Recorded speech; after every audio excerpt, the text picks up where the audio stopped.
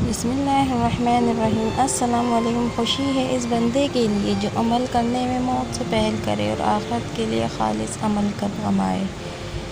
جو آدمی زیادہ خاموش رہنے لگے اور زیادہ تنہا رہنے لگے تو سمجھ جاؤ اس پر اللہ کی رحمت برسنے والی ہے۔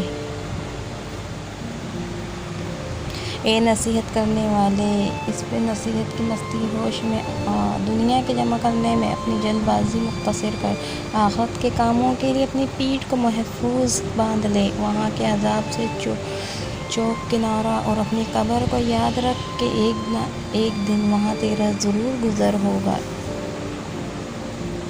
انسان کو ماں باپ کے نصب اور شرافت سے کمال حاصل نہیں ہوتا بلکہ بہتر اور پسندیدہ صفات کے پیدا کرنے سے حاصل ہوتا ہے۔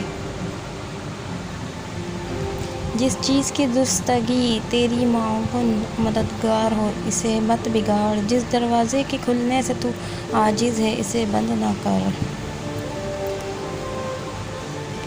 دوسروں کے سینے سے شر اس طرح دور کر کہ پہلے اپنے سینے کی اچھی طرح صفائی کر لے۔ جو بندہ اللہ تعالیٰ کے احکام کے خلاف چلتا ہے وہ شکست کے سوا کچھ نہیں پاتا۔ آدمی کے لیے یہ نہایت دھوکے کی بات ہے کہ جو کچھ خیال میں آئے اس پر بھروسہ اور اعتماد کر بیٹھے اور اس کے مطابق عمل کرنے لگے۔